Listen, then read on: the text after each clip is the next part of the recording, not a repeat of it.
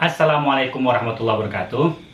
Kawan-kawan peserta SKB Kemenak dimanapun berada, selamat sudah sampai pada tahap SKB ini. Dan di sini kita akan mencoba berbagi pengalaman, kita berbagi informasi bagaimana caranya menembus ujian SKB ini. Namun sebelum kita bahas satu persatu,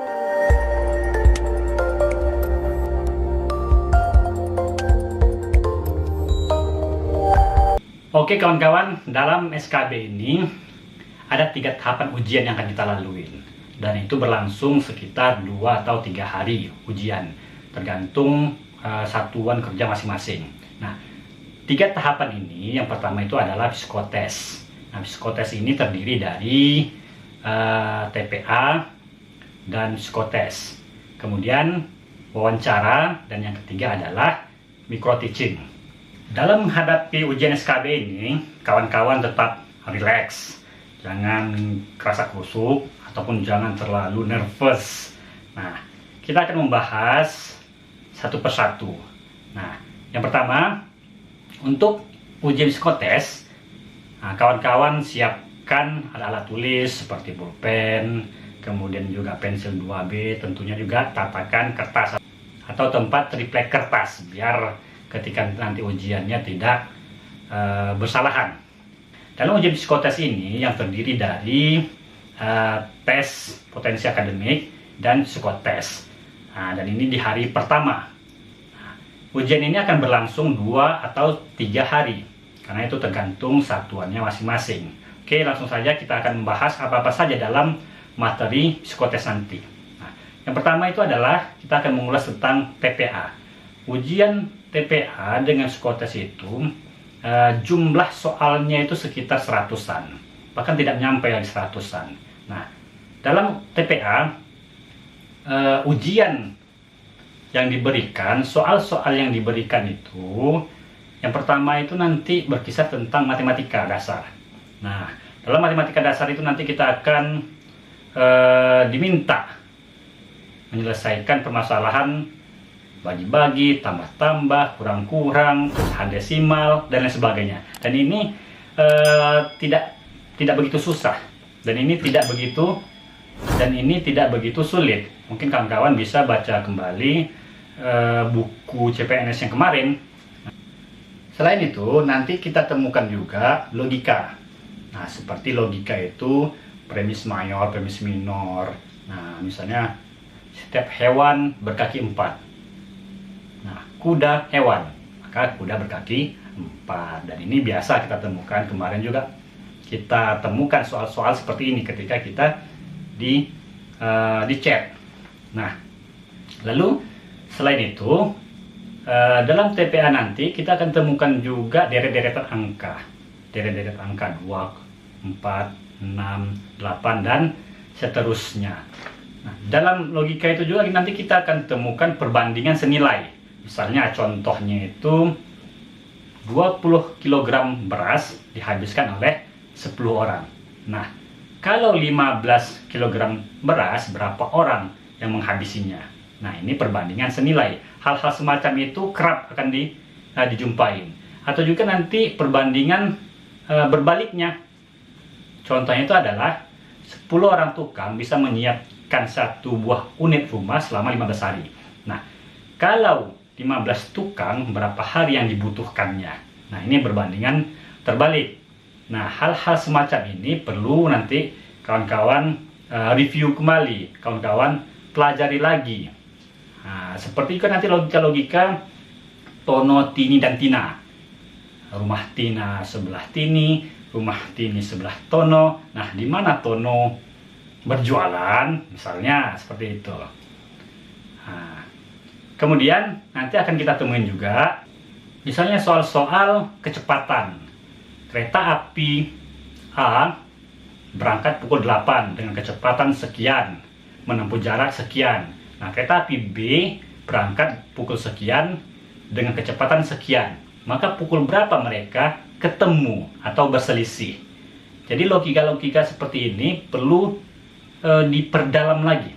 perlu dimatangkan kembali. Mungkin kan kawan sudah lupa materi kemarin, maka alangkah baiknya untuk diulas kembali. Jadi materi-materi dalam buku-buku CPNS kemarin itu perlu dibuka-buka kembali.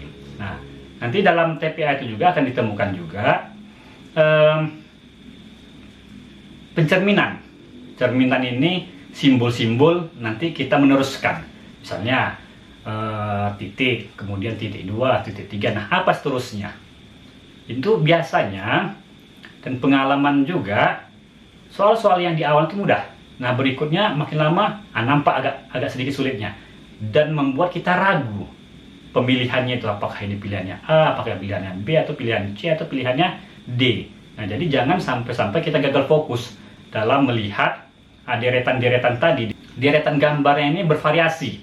Nah, kawan-kawan bisa lagi merujuk ke buku-buku CPNS kemarin itu bagaimana bentuk pola-polanya. Jadi pengenalan pola-pola ini, sehingga dibutuhkanlah fokus dan gambaran besarnya nanti bagaimana, apa yang diinginkan dari gambar ini, apa logika yang dibangun oleh gambar ini. Tidak kalah pentingnya juga sinonim dan antonim. Nah, untuk sinonim dan antonim ini memang harus banyak kuat membaca. Jadi kawan-kawan tidak hanya bisa menghafal saja, bisa saja nanti dihafal antonim ini, sinonimnya ini. Sinonim dan antonim ini lebih kepada kekuatan bacaan kita. Sering kita membaca, sering kita menganalisa, maka itu akan mudah. Nah, oleh sebab itu dari sekarang kawan-kawan baca lagi, dan tingkatkan literasi membacanya. Jadi hal-hal sinonim-sinonim atau istilah-istilah populer, istilah-istilah ilmiah itu jangan dilupakan. Lalu ujian psikotes. Dalam psikotes ini tidak ada jawaban yang benar dan jawaban yang salah. Semua jawaban itu adalah benar. Nah, jadi di sini yang dibutuhkan adalah bagaimana kawan-kawan konsistensi di dalam menjawabnya. Pertanyaan-pertanyaannya itu seputar sifat-sifat kita, seputar bagaimana kinerja kita nanti jika diterima sebagai PNS. Nah, contoh soalnya itu adalah nomor 1. A. Saya mencoba sekuat tenaga. B. Saya seorang yang tertib. 2. A. Saya membuat orang lain melakukan apa yang saya inginkan. B. Saya bukan seorang yang cepat gusar. 3. A. Saya suka mengatakan kepada kelompok apa yang harus dilakukan. B. Saya menekuni satu pekerjaan sampai selesai. 4. Saya ingin tampak bersemangat dan menarik. B. Saya ingin menjadi sangat sukses. Nah, dalam bentuk-bentuk soal tadi tidak ada benar dan salah. Jadi panitia ingin melihat sebenarnya bagaimana sih kita orangnya. Bagaimana sih kalau kita diterima, bagaimana sikap-sikap kita menghadapi suasana kerja. Bagaimana sikap kita antara kedisiplinan atau ada hal-hal yang pribadi. Atau bagaimana sikap kita ketika kita menjadi seorang leader misalnya. Nah, di sanalah fokus terhadap psikotes tadi. Nah, tapi bagaimanapun, pilihlah jawabannya itu yang konsisten. Nanti banyak itu soal-soalnya berdekatan. Nah, pertama mungkin di pertama kita akan menjawab A. Nanti ada jawaban-jawaban yang hampir serupa di nomor sekian, hampir serupa. Nah, pilihlah jawaban-jawaban yang di awalnya misalnya kita pilih kedisiplinan, maka turunan-turunannya itu mengarah kepada kedisiplinan. Jangan pula di satu nomor kita pilih kedisiplinan, namun narasi-narasi berikutnya lebih mengarah kita kepada ketidakdisiplinan. Artinya konsistensi diperlukan di sini dalam psikotes. Begitu juga kalau kita memilih misalnya sebagai seorang pemimpin, saya bersifat demokratis, maka pilihlah alur demokratis semua. Jangan seperti acak, atau jangan pula seperti ini orang tidak berkepribadian. Nah, di sanalah dilihat psikotes tadi.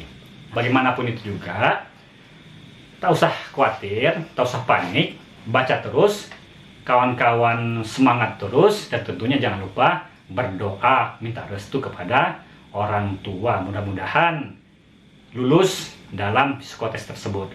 Nah, di hari berikutnya, kawan-kawan nanti akan memasuki tahap berikutnya, yaitu wawancara.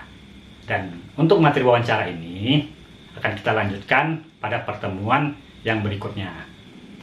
Oke kawan-kawan sekalian, jika ada pertanyaan, jika ada unek-unek, dapat ditulis dalam kolom komentar. Insya Allah kita akan mencoba berbagi informasi dan tentunya sukses untuk kita semua. Demikian, kita akan lanjutkan pada materi berikutnya. Assalamualaikum warahmatullahi wabarakatuh.